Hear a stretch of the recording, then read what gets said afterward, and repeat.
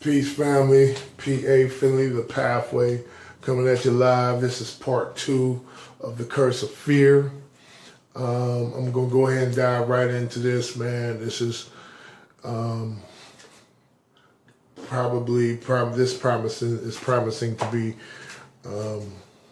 one of the most powerful video series that I've ever done thus far. Everything else after this, I really feel a deepness on this one. The Curse of Fear. I'm going to go ahead and dive right into it. There's an ancient curse and a current one.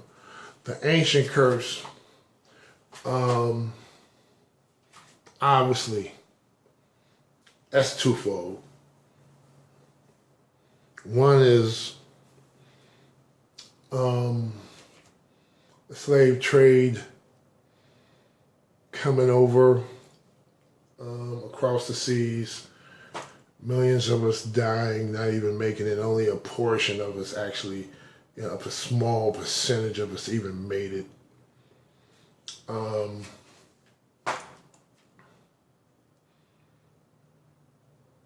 Definitely fear has been embedded because of that.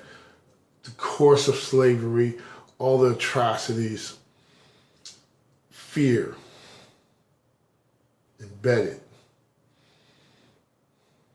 Those are the actual living examples of fear.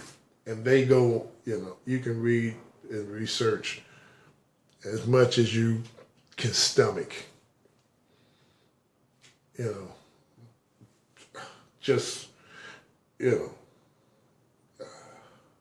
Worse than any horror movie, anything you could ever imagine, that's in there. There's the actual. And then the belief, and I spoke on this, the power of belief. I got a few parts on that. Go check that out, you know what I'm saying? And then check this out, come back and check this out. If you haven't checked that out, I break down the belief system and what's, how powerful that is. Well, our belief system has been attacked by the curse of fear. Because remember, righteousness is what we need to have in order to gain what we need to gain to elevate where we need to go. We have to have righteousness. We have to be righteous. We have to stop warring with life and stop killing bugs. We got to stop breaking the legs off of spiders. We got to stop doing all that. We have to be righteous. We are the caretakers and protectors of the planet and everything that lives on it. We are supposed to be the guardians, if you will, of this planet. One of the things young Pharaoh suggests is that the earth is alive. I totally agree with that. I get it. I've been believing that for a very long time now. And we are the caretakers. And we're doing a horrible job because we allowed all kinds of madness to run rampant on it. That's a whole different story.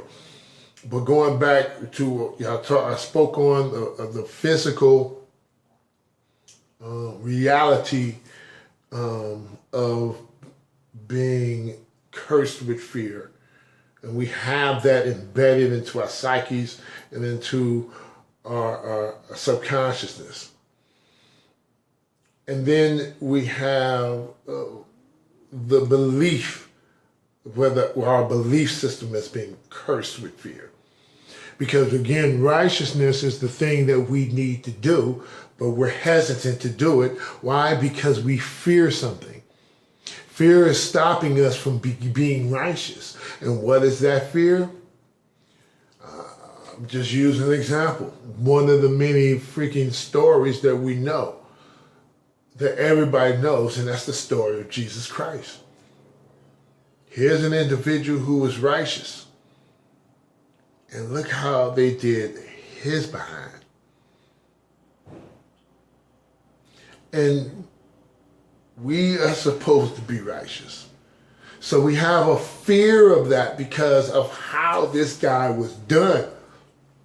Reportedly, whatever, whether it happened or not, the story is embedded into the psyche, into our subconscious, and it is deeply woven into our belief system.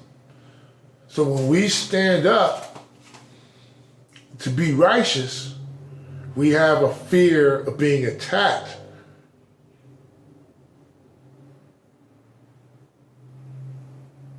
Because here's the guy who was righteous, and he was even supposed to be the Son of God. And we know about that story. How they did this dude. But the story is here. So here I am. I want to become righteous. I want to be righteous. I want to do the right thing. And as soon as I get the hesitancy from the outside, from my peers, what you doing? See, that connects the curse of fear. Now I become fearful from doing it and proceeding, because they remind me that this is just the beginning of what I got coming.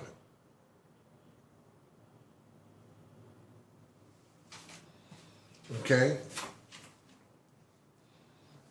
And that's the historical, that's the ancient curse of fear.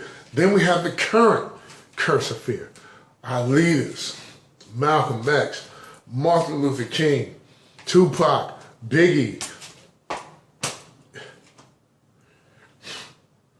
Our leaders, right or wrong, relevant. These are the individuals we believed in.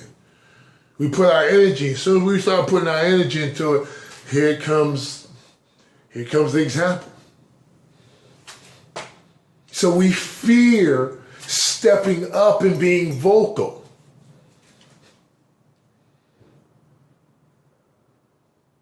And then we ain't talking, those are just the highlighters. We ain't talking about everything else anytime. It's just every time we step up for righteousness' sake. So we fear, it's embedded deeply.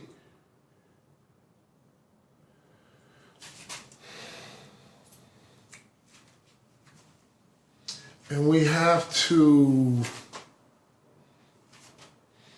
eradicate that fear. We have to eradicate the curse.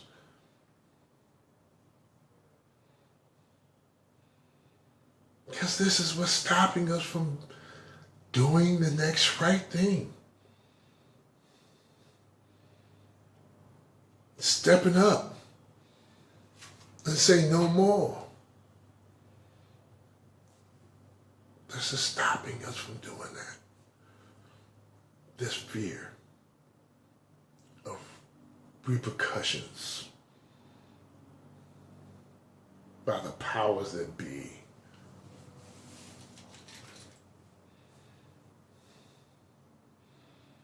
We have to address this.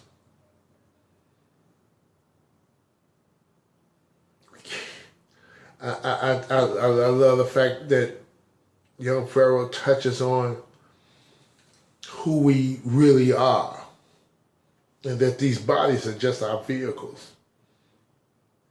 Once we tap into who we are is infinite. Who we are has been here forever and will be here forever. These are just the vehicles, like the car you get in. You pull over and park and get out. You know.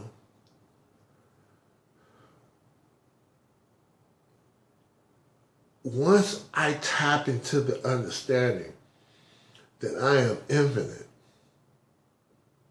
I have no beginning, I have no end. Who I am is everlasting. Once I tap into that, this assists in the breaking of that chain. This is all about breaking chains. And that's a big one. That's a big one. Because even as I speak, I'm facing this fear. I'm facing it. I'm facing it, man.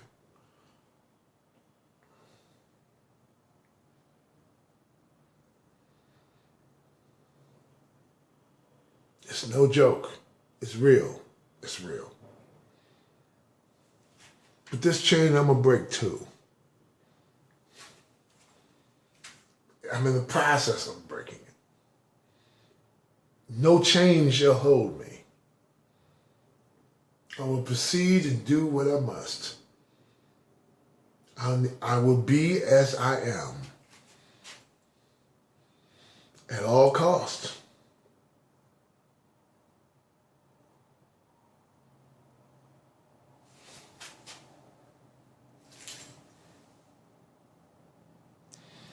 Okay, so I'm going to go ahead and end this one. This is part 2. And I'm going to go ahead and get started with part 3. Because now we need to know, now we know what the fear is and what that curse is and where that curse came from. Now we need to know how to break that chain. And I'm in the process of doing it, so you'll be able to, witness that process as we go. But definitely, I'm just a little bit tired of fearing that. I'm tired of that curse. I'm tired of it. All right, listen, thank you so much for listening to my rhetoric. Like and subscribe, man. Leave a comment. Let me know what you think about this. All right, until later, Moan. Peace. Be one. Be blessed.